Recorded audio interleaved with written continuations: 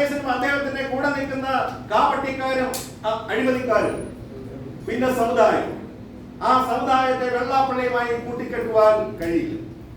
ഇവിടെ ഇവർ പറയുന്ന ഒരു പ്രധാനപ്പെട്ട കാര്യം, BDJS എന്ന് പറയുന്ന പാർട്ടി അടുത്ത ദിവസം തീരുമാനം എടുക്കാൻ പോകുന്നു, നാളെ എടുക്കാൻ പോകുന്ന തീരുമാനം എന്താണെന്ന് ഞങ്ങൾ ഇന്നേ പറയാം. ഞങ്ങൾ NDA വിടില്ല, ഞങ്ങൾ NDA വിടത്തില്ല. അത് ഞങ്ങൾ ഇന്നേ പറയും. കാരണം NDA വിടുന്നു എന്ന് തീരുമാനം എടുത്താൽ അപ്പനും മോനും നാളെ പിറ്റേ ദിവസം സെൻട്രൽ ജയിലിൽ.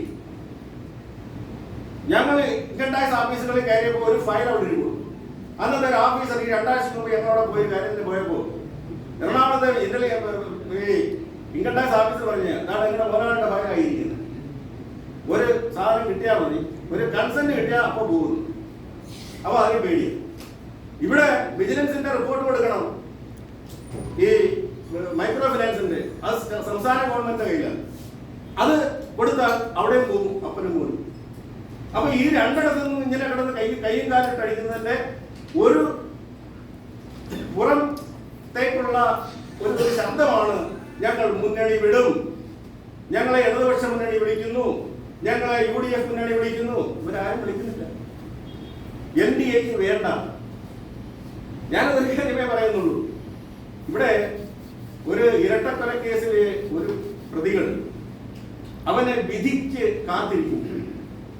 ആ വിധി കാത്തിരിക്കുന്ന പ്രതികളുടെ മാനസികാവസ്ഥ നമുക്കറിയാം. അവർക്ക് വേണ്ടി വാദിക്കുന്ന വക്കീലന്മാരെ പറയും കുഴപ്പമൊന്നുമില്ല, നമുക്കത് വെറുതെ വിടും. അപ്പൊ ആ വെറുതെ വിടും എന്ന് പറയുന്ന ആ സാഹചര്യം, വക്കീൽ കൊടുക്കുന്ന ആ സാഹചര്യത്തിൽ നിന്നുകൊണ്ട് അദ്ദേഹത്തിന് ചിന്ത എനിക്ക് പോയി കല്യാണം കഴിക്കണം, വീട് വെക്കണം, കാറ് വാങ്ങണം, ഇതൊക്കെ അവർ ചിന്തിക്കും എന്ന് പറയുന്ന അവസ്ഥയിലാണ് ഇന്ന് വെള്ളാപ്പള്ളിമാർ നിൽക്കുന്നത്. വെള്ളാപ്പള്ളിമാർ ഹൈക്കോടതിയിൽ അയോഗ്യതാ കേസിൽ കുടുങ്ങിക്കിടക്കുക. ഏത് ദിവസവും, നാളെയെങ്കിൽ നാളെ, മറ്റന്നാളെങ്കിൽ മറ്റന്നാൾ, ഏത് ദിവസവും വിധി പറയാൻ വിധി കാത്തിരിക്കുന്ന ആളുകളാണ് വെള്ളാപ്പള്ളിമാർ. ആ വിധി വന്നു കഴിഞ്ഞാൽ, അയോഗ്യരായി കഴിഞ്ഞാൽ BDS എന്ന് പറയുന്ന പാർട്ടി ഉണ്ടാവില്ല. ഞങ്ങൾ വെല്ലുവിളിക്കാം, ഒരു പാർട്ടി ഉണ്ടാവില്ല. ആ അയോഗ്യതാ കേസ് ഏത് ദിവസവും വിധി പറയും. അത് വിധിക്കായി മാറ്റിയിരിക്കുക. അതോടൊപ്പം തന്നെ എല്ലാവർക്കും വോട്ടവകാശം കിട്ടിയ കേസിൽ വെള്ളാപ്പള്ളി ഒരു വളഞ്ഞ വഴിയിൽ കൂടി അപ്പീൽ ഫയൽ ചെയ്തിരിക്കുക. ആ അപ്പീൽ ഈ SNDP യോഗം എന്ന് പറയുന്ന കമ്പനി സംസ്ഥാന നിയമത്തിന്റെ കീഴിലാണോ കേന്ദ്ര നിയമത്തിന്റെ കീഴിലാണോ എന്നുള്ളതിനെ സംബന്ധിച്ച് അവരൊരു പുതിയ ആക്ഷേപം നിർദ്ദേശിക്കും, ഒരു അപ്പീലായി.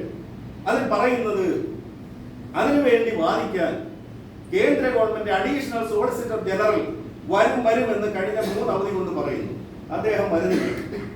അദ്ദേഹം വരുമോ ഇല്ലയോ എന്ന് ഞങ്ങൾക്ക് പറയാൻ കഴിയില്ല. പക്ഷേ അദ്ദേഹത്തെ കൊണ്ടുവരുവാനുള്ള ഒരു സമ്മർദ്ദ തന്ത്രത്തിന്റെ ഭാഗമാണ് ഈ മുന്നണി മാറ്റ ചർച്ച എന്ന് പറഞ്ഞാൽ ആർക്കും നിഷേധിക്കാൻ കഴിയും.